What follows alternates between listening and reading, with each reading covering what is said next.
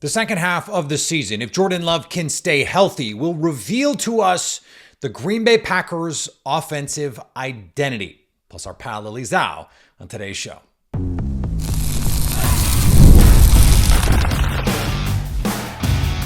You are Locked On Packers, your daily Green Bay Packers podcast. Part of the Locked On Podcast Network, your team every day. You are Locked On Packers, part of the Locked On Podcast Network, your team every day. I'm Peter Bukowski, and I cover the Packers for The Leap, a newsletter I would love for you to subscribe to. Follow me on Twitter, Peter_Bukowski. Follow the podcast on Twitter, Locked On Packers. Like us on Facebook. Subscribe to the podcast, iTunes, Spotify, Google Podcasts. Wherever you find podcasts, you will find Locked On Packers, the number one Packers podcast on the internet. And the show for fans who know what happened, they want to know why and how. Today's episode brought to you by our friends at the Ultimate GM. Use the promo code LOCKEDONNFL, all caps, inside the game store to get a free boost to your franchise. The Green Bay Packers offense is good. In fact, it's really good. 5th in DVOA this season. But if it hasn't felt to you like they are playing the way we saw them play last year, you're not alone. And it's not just in the quality of the play. Maybe we couldn't have expected them to just play like they did in the second half for a full 17-game season, especially not with Jordan Love's health problems. But they have changed the way they play, in part because of Jordan Love's health problems. And I want to see if that's the only reason. When I asked Jordan Love after the Rams game why they were not using more under center play action and just under center everything, I asked, is it because of the knee? He said, well, no, it's game plan specific. We really did that against the Vikings, but this was not that. Maybe he was being truthful, or maybe he was obfuscating the fact that his knee was still not 100%, or maybe somewhere in between. Or maybe he's telling the whole truth. I don't know. But what I do know this season is Jordan Love has not been as good without play action as he was last year when he was one of the best quarterbacks in the NFL without play action. In fact, this year, without play action, Jordan Love is 22nd in EPA per play. 22nd in EPA per play without play action. He was 8th in EPA per dropback without play action last year. So when it's just Jordan Love, when he has to just make a play, it's not like play action we think of as a schemed up, easy button. Every quarterback basically is more efficient when they have play action. And so when it is just Jordan Love, hey, shotgun, everything on the quarterback. Read the defense, set the protections, read post-snap defenses, find the right guys. Evade the rush if you have to. Jordan Love has been significantly worse this year, but they've actually been better with play action. 7th in EPA per dropback this year. With play action, they were 10th with Jordan Love last year in EPA per dropback. And it's not just that he's better relative to his peers, he's better. Better by the raw numbers.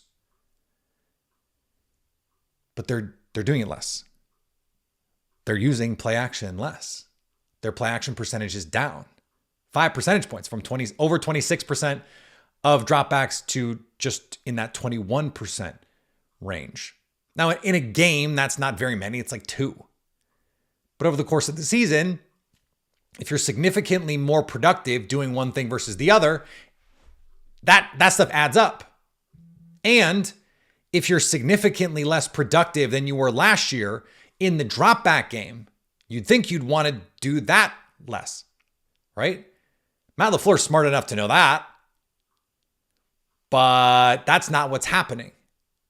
To me, and I wrote about this today for The Leap, a newsletter I would love for you to subscribe to, that leads me to only one conclusion, that this is a problem with Jordan Love's health. Now, I think it is reasonable to take an alternative approach to this. Maybe Jordan Love was just never as good as he looked last year. And this is just who he is. I find that solution or proposed solution wanting. Because you would probably expect his play to dip in other ways, and even in the ways that, oh, it's an easy button. Well, for the Packers this year, they've been using play action more out of shotgun, for example. That's a different thing. That's a different usage. It's a different easy button. And yet they've been even better this year using play action. Jordan Love has been even better this year using that form of play action. They've gotten to new under center play action concepts. The chunk play to Christian Watson, for example. That's not something we've seen them run a ton. It's under center play action, 7-step drop, and a deep comeback, far hash. He ripped it with a guy in his face. Like, that's the stuff. So let's just do this logically. Let's just use Occam's razor. A quarterback who has excellent mobility, who will extend plays, can make all sorts of throws off platform and outside structure, loses the ability to do that. And with that, in a lot of ways, loses the confidence in his own ability to do that, which puts more pressure on him in the pocket, puts more pressure on him to avoid hits. So avoid sacks. The Packers have been excellent avoiding sacks this year, but the turnovers have increased. Now, they have not gone so far that you would expect Jordan Love to be leading the league in interceptions. This goes back to our conversation yesterday. A lot of that is just unlucky. Like, Jalen Hurts has one of the highest turnover-worthy play rates in the league. It's materially higher than Jordan Love's, and he's got half the interceptions. So we would expect over the course of the season some of that stuff to just even out. But when you understand that the part of the game where the Packers are struggling the most is Jordan Love just go do a thing, and one of his essential traits is no longer at his disposal, it simply follows that he would be less effective. It's worth pointing out, though, that at the end of last year, when the Packers were at their best, it was Jordan Love in empty regularly from the gun. And he's just making plays from the pocket. It's just calm, simple, 1, 2, 3. So maybe that undercuts the theory. We're going to find out here, though. That's the thing. If Jordan Love is going to be healthy, and we talked to Dr. Sam Wagner, his rehab specialist, last week, then if he can get healthy, and that remains to be seen, right? He's still been wearing the brace. We're still dealing with the groin injury. Hopefully that stuff is behind him. If he gets healthy and nothing changes about the offense, including the inefficiency in the straight dropback game, then we have to start asking questions about the structure of the offense. Why Matt LaFleur has structured it this way. Is that what Jordan Love wants? Is that what Matt LaFleur wants? Is that what the organization wants? Or does this go the other way where, okay, they lean into more play action. Love is still not great in the straight dropback game, but it's better overall because they do play action more. That could be one potential outcome as well. To me, the most likely outcome is Jordan Love gets healthy, and that allows him to play better when more is on his plate. I think I would like to see them lean more into play action, but I also firmly believe that they have not been forthright about why they have not done it as much this year. I just don't believe that it's not about Jordan Love's health. That seems crazy to me. I have enough faith in the coaching staff to believe that they should do the thing that they're much better at. And especially when it's not the quarterback, we think. We knew Aaron Rodgers did not like play action. Not a fan. Did not like to turn his back to the defense. He said that. Did not like motion. He liked a static defense. We don't have any reason to believe that is also Jordan Love. So that leads me to conclude the most logical and intuitive conclusion, the simplest and easiest thing to think here is that they've been doing it to protect Jordan. So if he gets healthy, you don't have to not protect him, or you don't have to protect him anymore. And you can just run the offense the way that it's supposed to be run. It does not seem like it's a coincidence to me that the best this offense has looked was the Arizona Cardinals game, which is, if you just think about the timing of all of this, the furthest removed from the MCL injury that Jordan Love was before he got hurt again, a different new injury. See what I mean? So you have this game where the offense looks really good. 34 points against that Cardinals team. Jordan Love, 4 touchdowns. Now the next week, it was not perfect, but he still threw 3 touchdowns in that Texans game. They won that game marching down the field to get a field goal to win it. The offense was pretty good against a really good defense. And then what happens? Week 8, he goes and hurts his groin.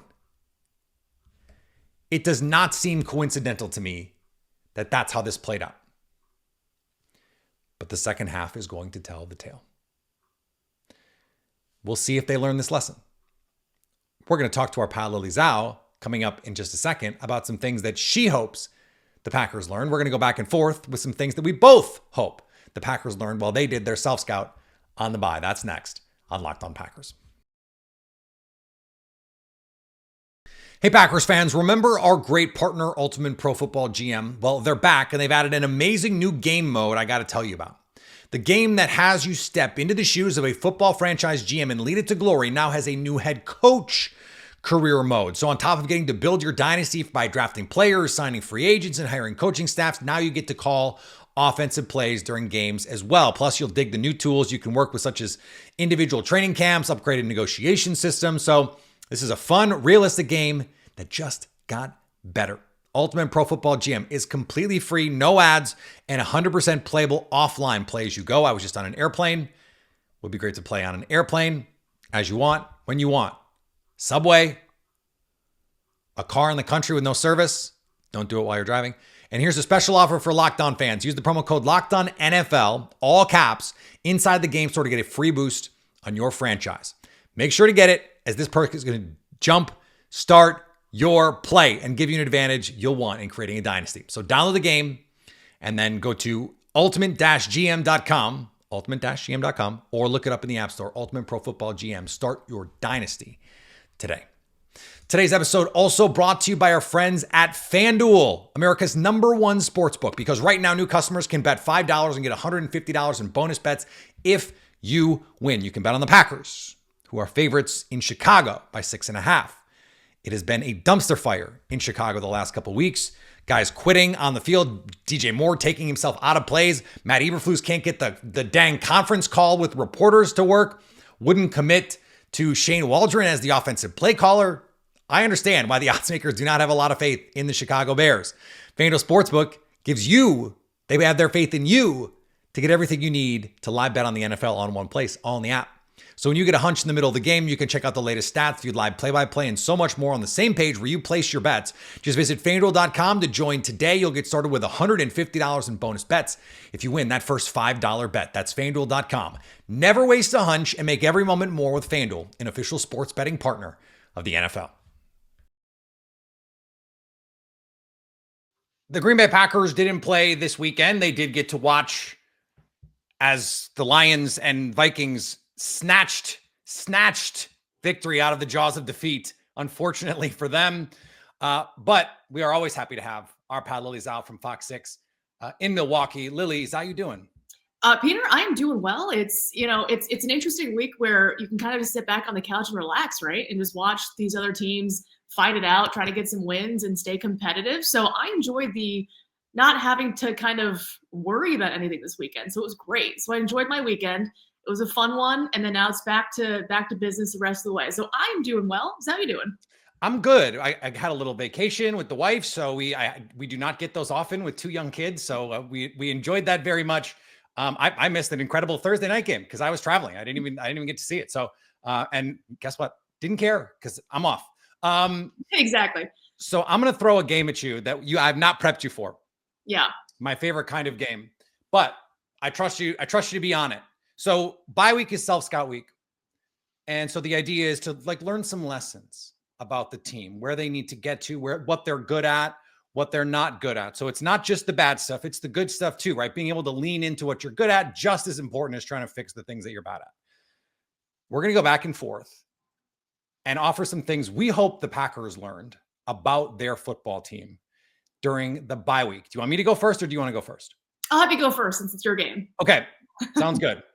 I hope that the Green Bay Packers learned who their best players are on defense. We talked about this little last week. Evan Williams into the starting lineup has made a huge difference for the way that this team can play.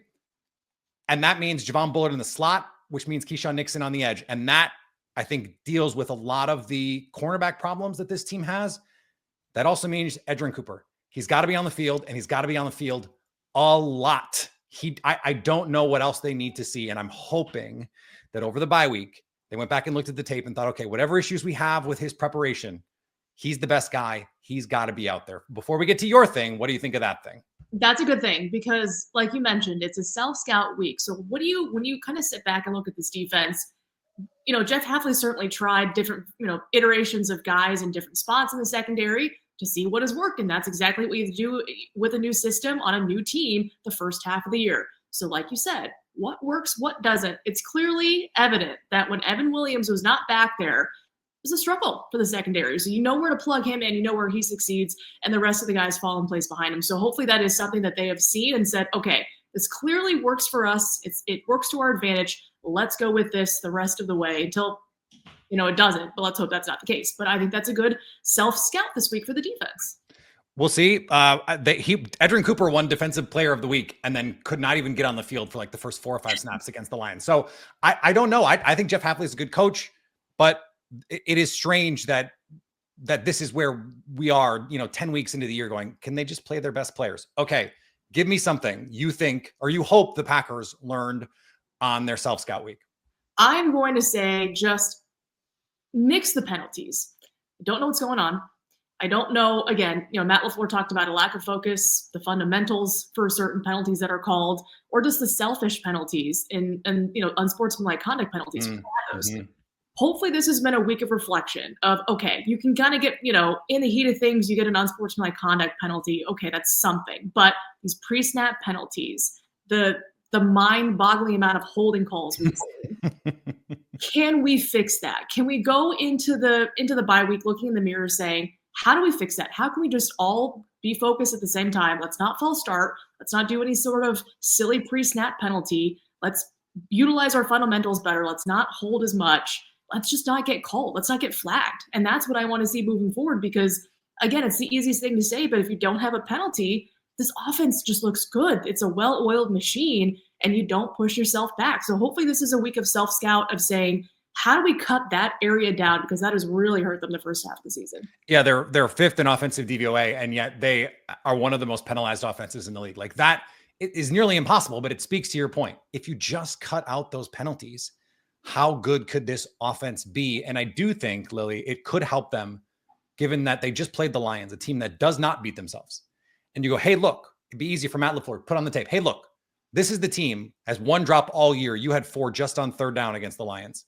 Let's clean that up. It's the self-inflicted stuff. They don't beat themselves. We beat ourselves. And I think to have that counterbalance could be really useful for this team. Like it sucks that you have to go into the bye on a loss like that, where you're just like, like we killed ourselves in this game.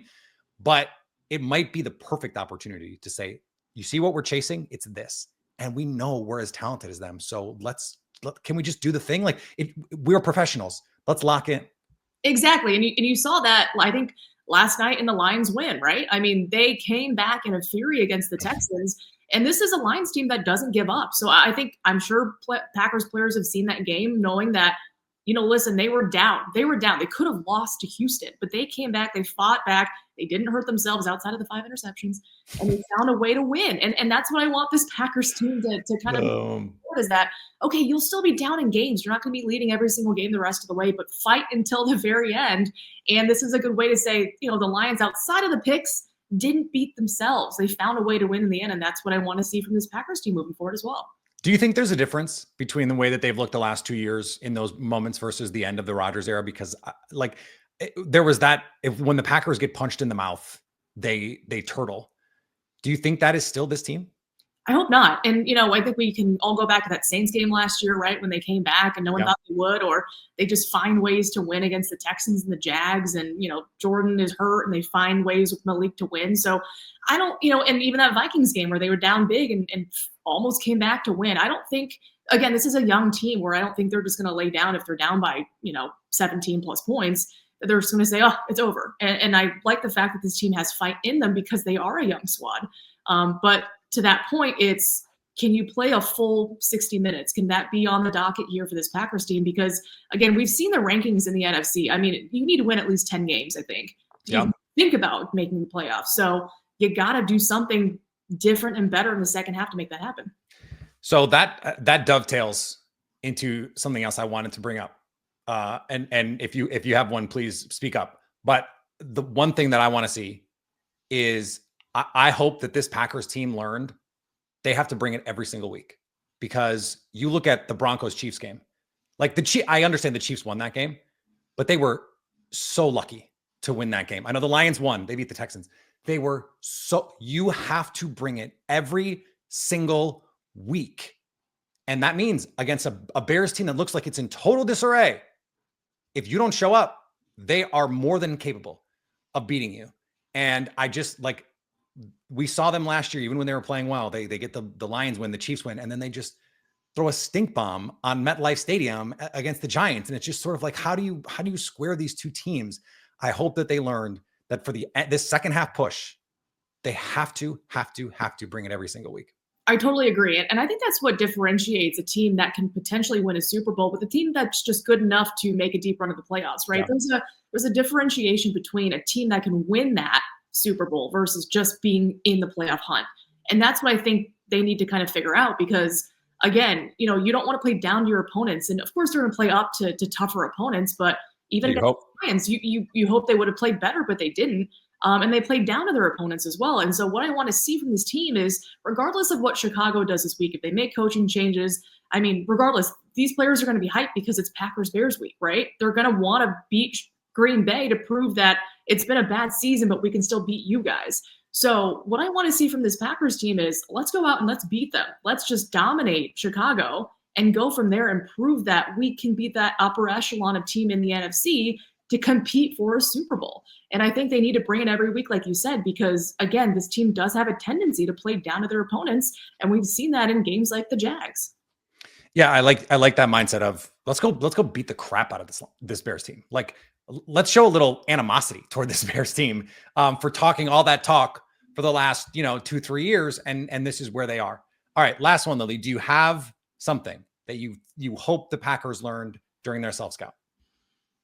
I would say just doing something on special teams in terms of the return game. I don't know what it is.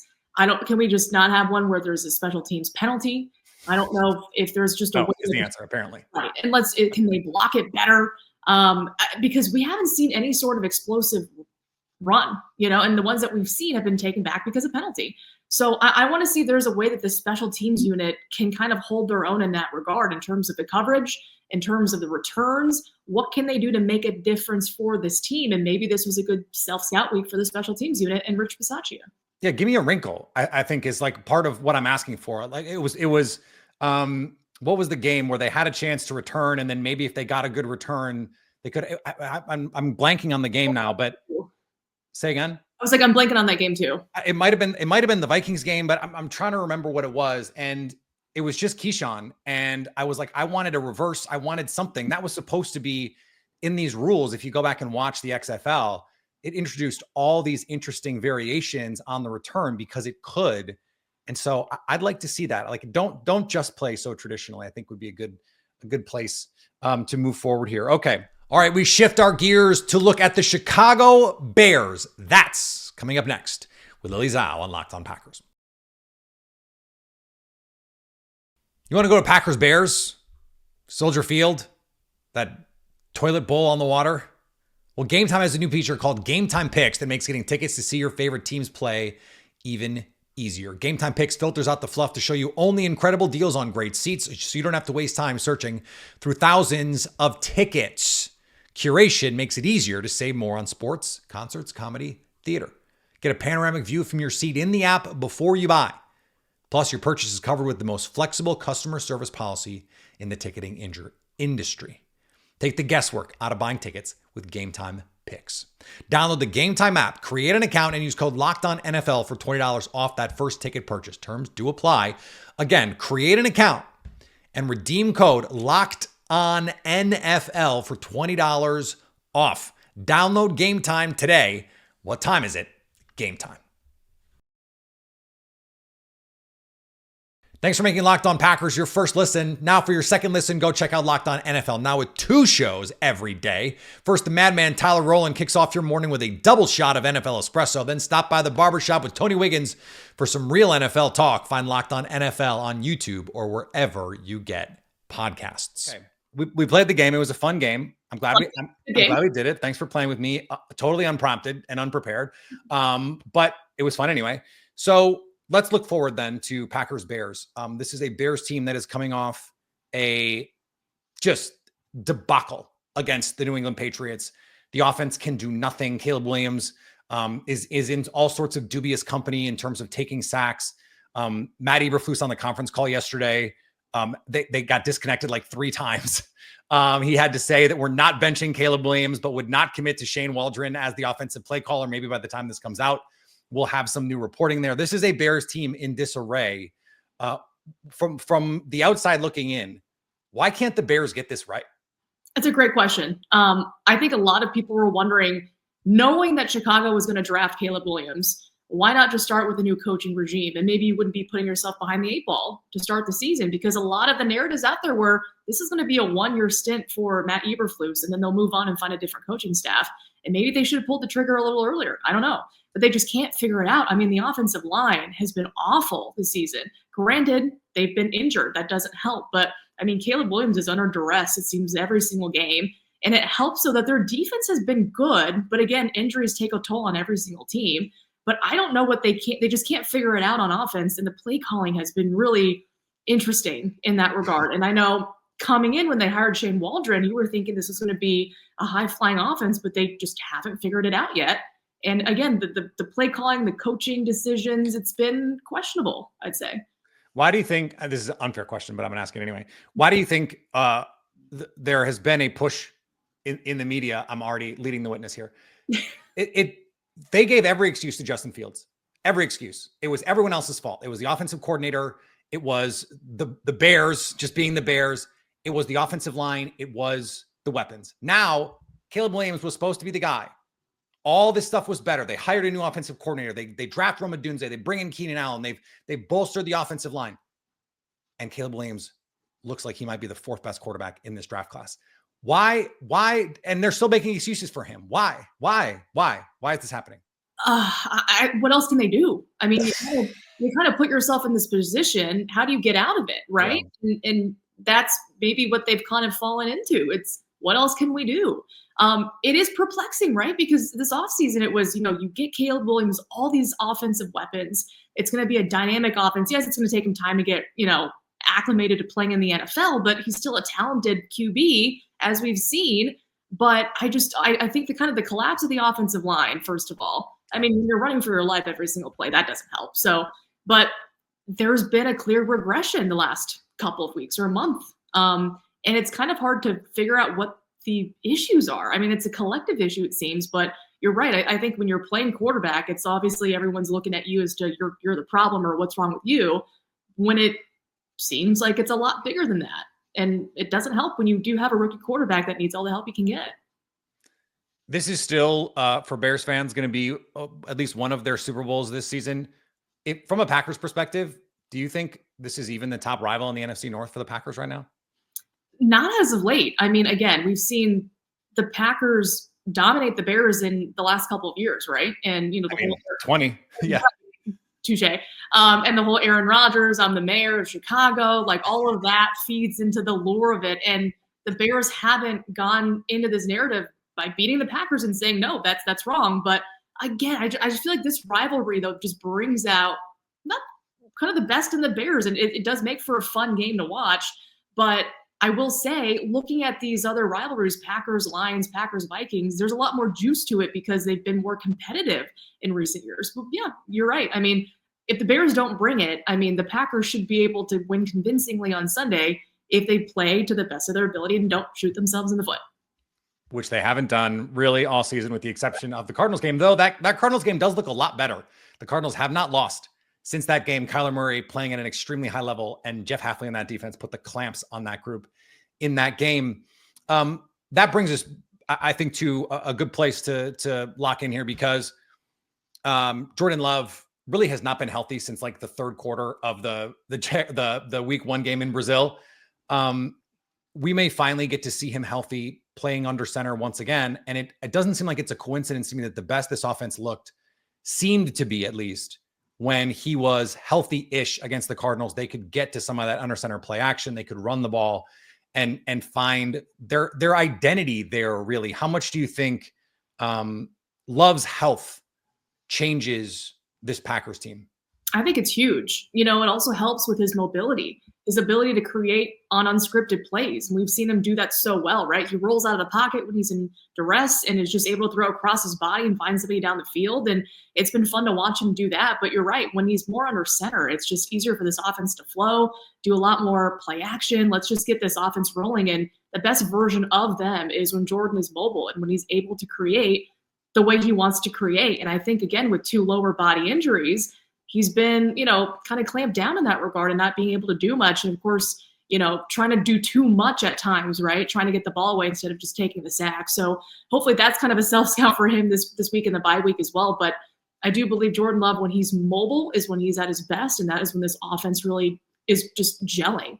And so hopefully he can be at least 80% healthier for them in the stretch run, because they're going to need him. I mean, this is still a tough schedule they have yet to play. And considering the teams in front of them in the playoff race in the NFC, they need to win as many games as they can. And a healthy Jordan Love certainly will hopefully get them 10+ wins this year. All right, Lily, we have Packers Bears this week, which means we get to talk to you next week, hopefully after a big Packers win, 6.5-point favorites on the road in Chicago, according to our friends at FanDuel. So even the odds makers think the Bears still suck. We will talk to you next week, Lily. Appreciate it. Thanks, Peter. All right, thanks to Lily for joining the show. Always great to talk with her. Tomorrow on the program, Evan Williams, bottled and bond, but not really. The real Evan Williams, the Green Bay Packers, Evan Williams, going to be on the show with us tomorrow. Lauren Cox from Locked On Bears on the show on Thursday. So a loaded week, an awesome week here on Locked On Packers. It's Bears week. We had to do it. We had to do it big to him. And the expectation is Evan Williams is going to play, but we'll talk to him tomorrow. We'll see how he's feeling. We'll see what the deal is. Follow me on Twitter and Blue Sky now. I'm on Blue Sky. Yes, I'm on Blue Sky. I did it. I caved to America's guest, Jason Hirschhorn, his bullying, his pressuring, which is ironic because that's not the vibe over on Blue Sky. But I'm over there. Go check us out. You can follow Locked On Packers, Instagram, Twitter, TikTok, all the good stuff. And then, of course, we're on YouTube, where we'll be live after the game this Sunday afternoon. So you can stay Locked On Packers.